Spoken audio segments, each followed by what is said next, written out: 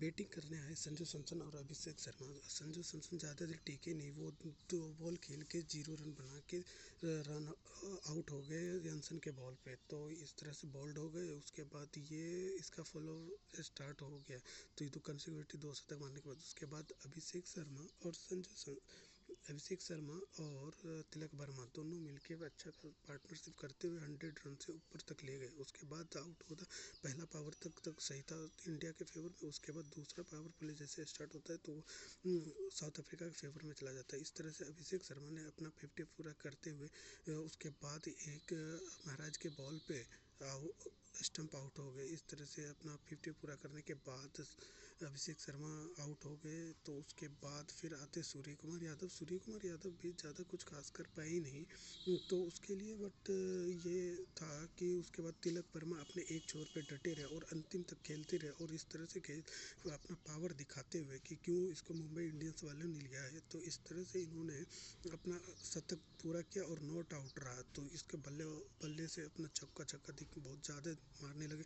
इस तरह से ये कुछ किसी को रोक के नहीं, चाहे स्पिनर हो या फिर फास्टर हो, कुछ फ़र्क नहीं पड़ता है। तो इस तरह से इन्होंने तिलक वर्मा ने पूरा अपना ताबड़तोड़ बल्लेबाजी करते हुए बहुत मारा। और उसके बाद सूर्य कुमार यादव जल्दी आउट हो गए। सूर्य कुमार यादव भी ज़्यादा कुछ खास कर नहीं पाए, 4 बॉल में 1 रन बनाए।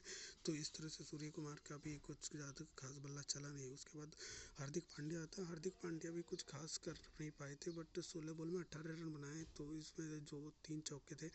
तो उसके बाद महाराज के बॉल पे ये भी आउट हो गए। उसके बाद आता है रिंकू सिंह जिसको डेथ ओवर पावर हिटर कहा जाता है, लेकिन इसका पता नहीं क्यों फ्लॉप चल रहा है कि इसको KKR वालों ने बहुत पैसे देने के बाद इसका मनमुटाव तो नहीं हो गया।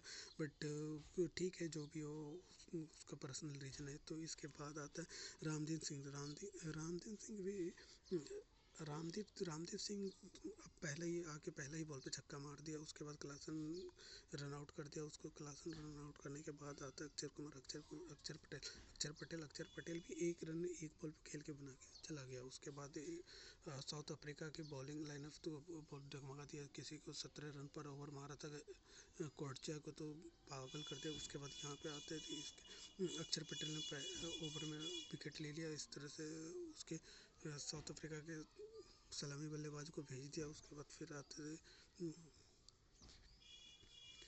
उसके बाद रेजा हेनरी को भी चक्रवर्ती ने आउट किया। उसके बाद आडम मकरम को भी वरुण चक्रवर्ती ने आउट किया।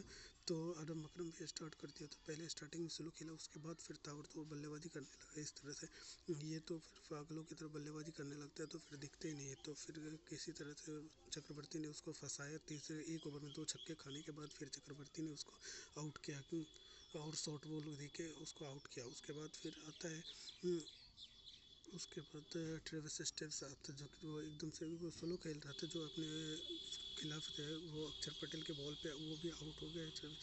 ट्रिस्टन स्टेप्स इस तरह से आउट होने के बाद आता है हेनरिक क्लासन जो स्टार्टिंग में स्लो खेल रहे थे, बट जब ताबड़तोड़ बल्लेबाजी करने लगे 1 ओवर में ना 3 छक्के मारे थे वरुण चक्रवर्ती को। तो इस तरह से 1 ओवर में 22-23 रन मारे। तो फिर आते हैं हेनरिक क्लासन के अर्शदीप सिंह फिर इसी को कैच दे देते तिलक वर्मा को। इस तरह से अर्शदीप ने अपना टीम की लाज बचा लिया। तो उसके और तिलक वर्मा को कैच देने के बाद वो हेनरिक क्लासन आउट हो गए। उसके बाद आते हैं डेविड मिलर भी स्टार्टिंग में कुछ खास कर नहीं पाए थे क्योंकि ये बहुत स्लो खेले थे और ये हार्दिक पांड्या के बॉल पे अक्षर पटेल को कैच दे दिए थे। इस तरह से हार्दिक पांड्या को भी पहले 1 विकेट मिल गया था। तो उसके बाद आता है कि मार्को जॉनसन ने पूरा मैच में अपना किसी की तरह का रिवाज था तो वो मार्को जॉनसन का ही था, क्योंकि ये अपने दम पे एक फास्टेस्ट हाफ सेंचुरी बनाने का भी रिकॉर्ड बना लिया इंडिया के खिलाफ और साउथ अफ्रीका का दूसरा बल्लेबाज है।